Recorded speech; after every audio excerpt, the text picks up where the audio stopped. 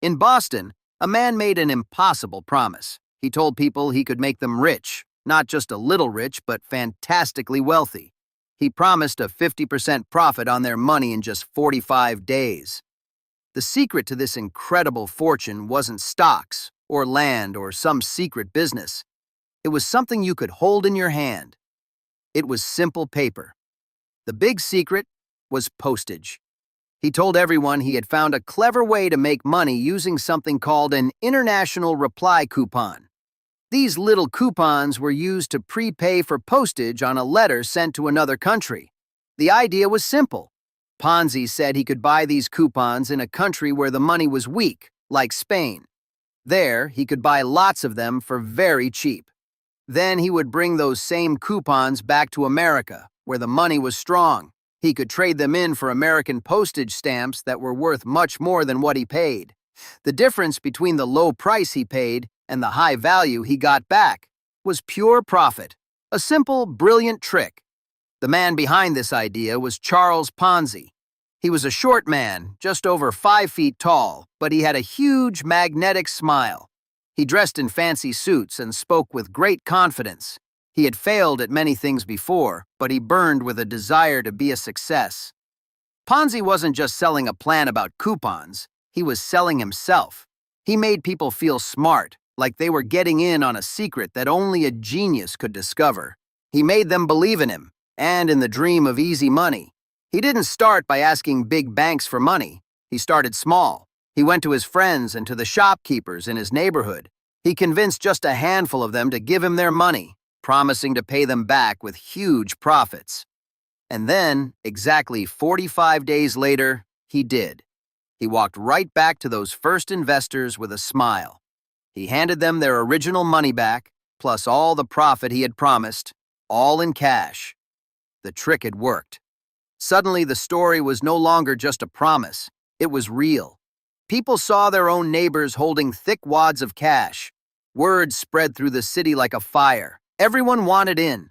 They saw proof that Ponzi's amazing plan was making people rich. The money began to pour in. People lined up for blocks outside his small office, waiting for a chance to give him their life savings. The amount of money grew faster than anyone could have imagined. Ponzi used this money to build an image of incredible success. He bought a mansion with 20 rooms. He drove a custom-made limousine. He wore diamond stick pins on his tie. He was the living, breathing proof that his system was a gold mine and everyone wanted a piece of it. But the clever idea had a huge, hidden problem. To make the kind of money he was promising, Ponzi would have needed to process millions upon millions of these tiny paper coupons. It was a logistical nightmare. Imagine a warehouse filled to the ceiling with little bits of paper, all needing to be sorted and cashed. The numbers just didn't work. There were not enough of these coupons in the entire world to create the profits Ponzi was paying out. His amazing business idea was a fantasy. So if the money wasn't coming from the coupons, where was it coming from? Here is the real secret.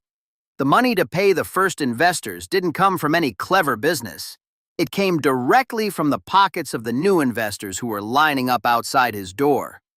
It was a simple yet brutal trick. Think of it like this. Investor A gives Ponzi $100. Then, investor B comes along and gives Ponzi their $100. Ponzi takes some of investor B's money and gives it to investor A as profit. Investor A is happy and tells everyone how smart Ponzi is. As long as new people kept showing up with more money, Ponzi could keep paying the old investors their fake profits. He was just moving money from one person to another. He was robbing Peter to pay Paul. The entire thing was a house of cards, built on a lie. And for a while, that lie was magnificent. The city of Boston was under his spell. At its peak, Ponzi's company was taking in an estimated $250,000 a day. That is the same as over $3.5 million today, every single day. The scenes on the street were wild. Lines of people stretched for blocks outside his office. Factory workers, widows, and even police officers stood together, clutching their life savings. They all wanted to give their money to the man who promised to make them rich. But one man wasn't charmed. His name was Clarence Barron. the publisher of the Wall Street Journal.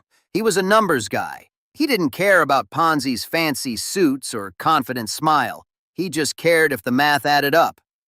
Barron started asking simple, devastating questions. The most critical one was about the coupons. He did the math and discovered that for Ponzi's business to be real, there would need to be about 160 million postal coupons in circulation. The problem was, there were only about 27,000 in the whole world. Barron's article in the newspaper was a bombshell. Panic erupted. A frantic mob of investors swarmed Ponzi's office, screaming and pushing, demanding their money back. The beautiful dream had turned into a nightmare.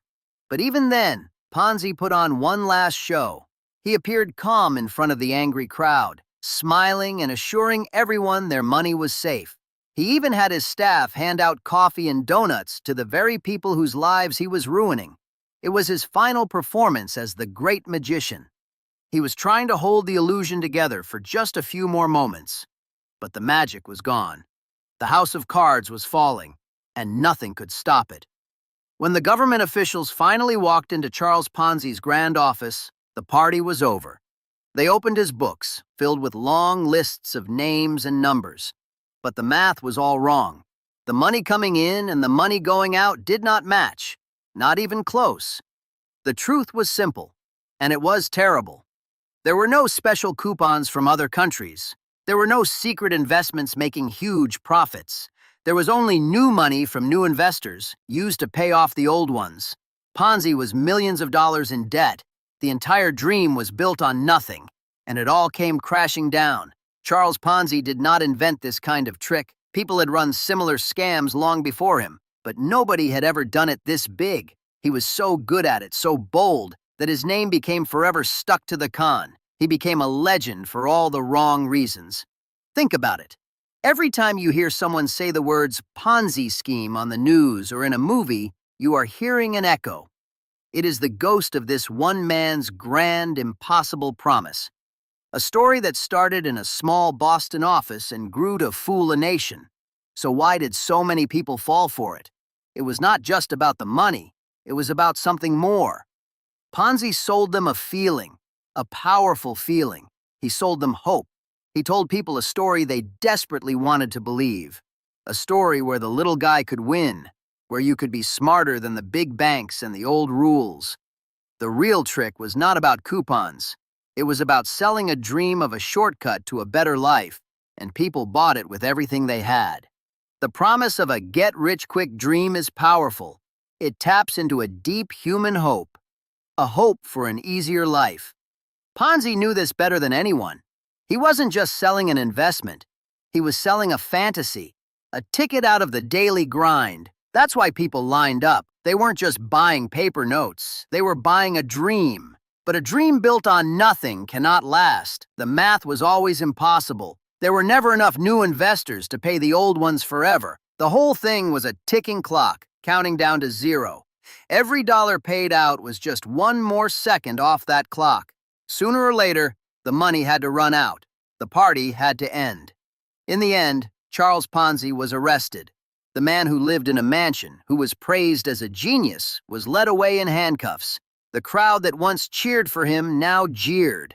They had lost everything, their life savings, their homes, their futures, all gone. The grand illusion shattered into a million tiny pieces. When investigators opened his books, they found the truth. There were no profits from postal coupons. The only money coming in was from new investors. It was a simple, brutal circle of lies. He had taken in millions of dollars, but he had paid out almost as much to keep the dream alive. What was left was a mountain of debt. The trial was a sensation. Ponzi, ever the performer, defended himself. He smiled, he charmed, and he insisted he was innocent. He claimed he was just a bad businessman, not a criminal. He tried to convince the jury that he truly believed his own plan would work. But the numbers didn't lie. The evidence was overwhelming. He was found guilty of mail fraud.